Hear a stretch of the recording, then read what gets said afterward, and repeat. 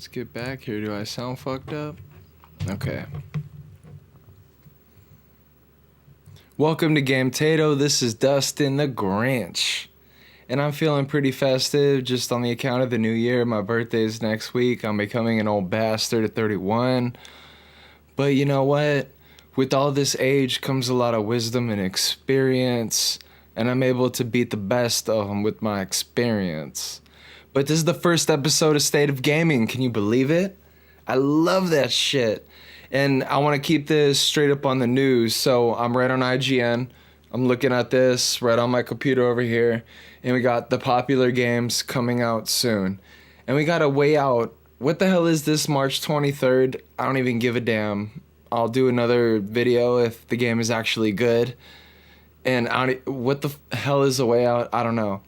I got to play Dragon Ball Fighter Z at the Anime Expo, and that game is going to be amazing, especially if you have a Pro. I was playing it on the stock hardware, which is pretty lame. I can't wait to play it on a Pro or I'm going to get on an Xbox One X, because that's the way you play multiplats now. So Dragon Ball is going to be actually a dope game coming out on January 26th. We got Street Fighter V. It's finally coming to PC on January 16th, 6 days after my B-Day, which is going to be interesting. About time. Can this game come to Xbox too and get a nice patch? That'd be wonderful. I don't like this game being exclusive. It's kind of bullshit. Let's end this. Then we get Far Cry coming out on March 27th. I don't give a crap. Why is IGN even putting that? It's way too far out. Like Shadow of Colossus Remake February 6th, it's at least in the discussion, because it's coming out next month. Big freaking deal. You're going to play that in 4K and you're going to love it. I'm going to love it. Everybody's going to love that game. The nostalgia is going to be a trip. And then we got The Seven Deadly Sins, the first Netflix game, Knights of Britannia, coming to PlayStation 4. It looks like it's exclusive from the IGN website on February 9th. But that's another exclusive that Sony's just got the Asian developers on lock. They got the shit on lock. You can't stop Sony with this Japanese exclusivity. They're killing Xbox. Xbox cannot hang with this exclusivity. Let's keep moving on. Monster Hunter World, that's actually, Xbox does have that one, but they just can't keep up. And I'm probably going to play this game on Xbox just because the Xbox One is better. It's a more powerful system than what Sony's delivering, but they ain't got the exclusivity, so it don't matter. Everybody's still going to buy a PlayStation because it's all about the games, baby. And then finally got EA Sports coming out February 2nd. I'm actually really looking forward to this game because I skipped UFC 2. I never played it at all. I was really into the first game. But, we'll see what happens in this third game. I'm going to purchase it, and I hope it's really good on the Xbox One X, and I'm going to play the crap out of it. So this is the state of gaming now, and I cover what games are coming out in the popular time soon. Next week, I'll do another whatever games are coming out and look more in depth into the weekly releases. But the funny thing is, in the state of gaming, the way it is right now, the PlayStation 4 is just killing it. They're amazing. The Nintendo Switch is already going to outsell the Wii U very shortly.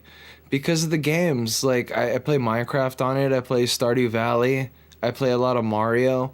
There's just games I can jump around with. I like Fire Emblem Warriors. That's really fun. I've been playing a lot of that. And these games are just really fun. And Nintendo's become relevant with how fun their games are and how many games they have. Like, no matter what the genre is. You want to play a shitty WWE port? They have a terrible WWE port. They have that on lock. But, like, if you want to get a basketball game, it's okay. But the problem is, it's portable. If you play it portable on a Switch, like, it's a great-looking game. But once you hook it up to a TV and you compare it to a PlayStation 4 Pro or an Xbox One, the Switch looks like dog shit. And that's really the problem with the Nintendo Switch. It just looks like dog shit on a 4K display. It looks... it looks good. But it doesn't, it's not razor sharp. Like, you could definitely tell it's a step up from a Wii U. It's kind of like an underpowered Xbox One. But anyway, I'm just getting off. The state of gaming is wonderful. And my number one game right now is Rocket League. 40 million players have already been into the league. and I'm dismantling most of them. There's a lot of new players coming in, and they don't know how to fly, let alone upside down, or give some play to your spin and hit that ball in a crazy way with the tire. Like, so it's kind of cool dismantling, but when you get into the platinum levels, shit, people are so good. They're diabolically nasty. It's terrible. And you got to have everybody on your team good. I usually put up Melby Thomas, so I know I got a winner on my team with him. Oh, so fresh. But I'll usually get an AFK or a third retard that like should never have been playing ranked. And that's my biggest problem with Rocket League, that I keep getting one retard. But then it doesn't matter now because I know he's going to ball chase. And I'm going to let him ball chase. I'm going to do what I can. I'm going to stay back, save the goals. And then I'm going to go back and attack when it's the best opportunity. And I'm going to detonate whoever I can. Because I'm strategic like that. I'm calculated, and you know what I'm talking about if you're a Rocket League player, a true player. Like, that's the ultimate game. If you're in the state of gaming right now, you're playing Rocket League. If you're not playing Rocket League right now, then I don't know what to say. Get on that car soccer. I want to see that shit hit 50 million in sales, because that's the game that's the most captivating. I've said this before in other videos, I haven't been this captivated by a game since Counter-Strike, because that game made me invest 1,000 hours. In Rocket League, I'm probably 200 hours in, and now like my muscle memory is so good and so fast that I do things that I didn't think were possible before, and now I'm doing all this impossible shit. Now, for some reason, you know, I got Horizon Zero Dawn, and I'm not gonna hate, because I've mentioned, like, yeah, let me look on the shelf, because we got Uncharted 4, right? That's an amazing, amazing game. Uncharted 4, okay? It's got that 1800p, and then it's, you know, checkerboarded up to that 4K, and that's an amazing game on the Pro platform. But, okay, I know I'm fucking up. Where's this game? Why can't I see it? And my head is, like, attached to this fucking bitch.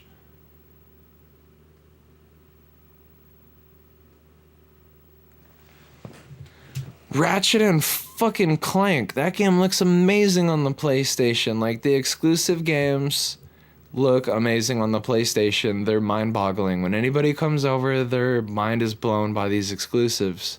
But the thing is, when you put up a multiplayer game on the PS4 Pro and you show people that come over, they're like, eh. A lot of people with worse eyes don't even notice all the differences. They just don't. But then I fire up Wolfenstein on my Xbox One X, and my mom comes over, like some relative who's like an old granny, or some kids come over and they see Assassin's Creed or Shadows of War, and they go, what is this?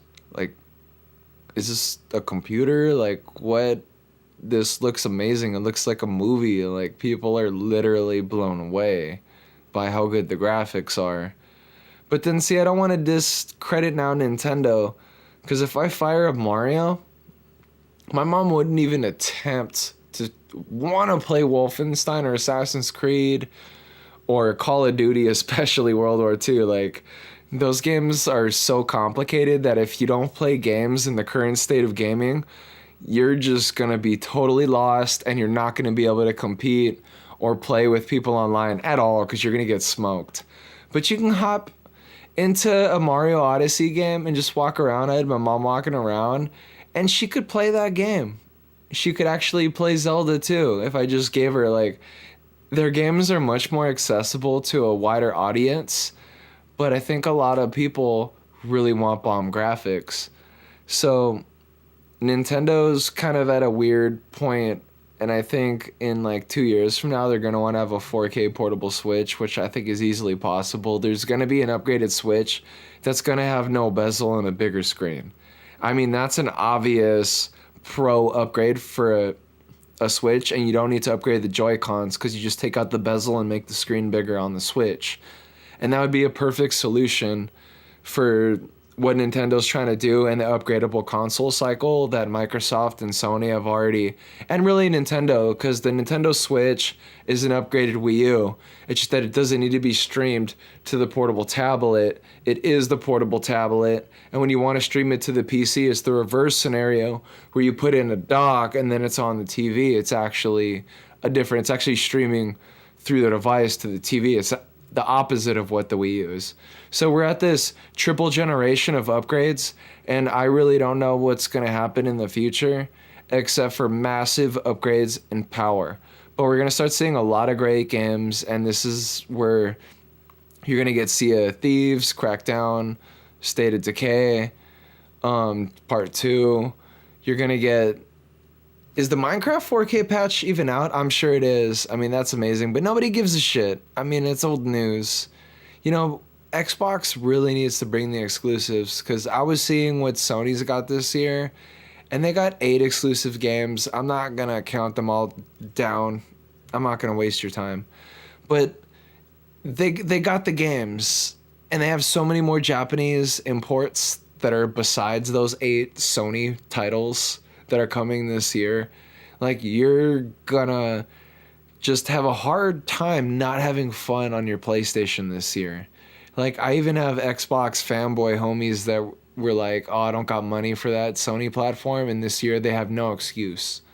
They have no excuse. And that's the state of gaming right now.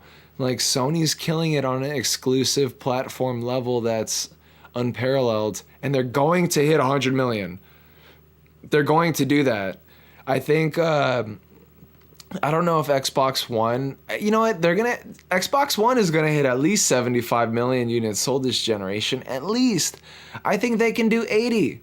If they keep up with how cheap it is, and then Xbox One S plays 4K Blu-rays, and so does the Xbox One X, for living room enthusiasts who really want the best picture in their Blu-rays on the cheap, you're just gonna buy an Xbox One X, and then you get the 4K games on the side. It's like a no-brainer if you're just trying to play those movies. And I will say, if you got Lego Batman, that 4K HDR smoke and those colors looks amazing. The detail in that, it made me jizz in my pants. It was so good. I'm such a nerd. But that was like the bombest Blu-ray 4K HDR experience I had on the Xbox One X. And that's something that I can't get on the PlayStation 4 Pro at all.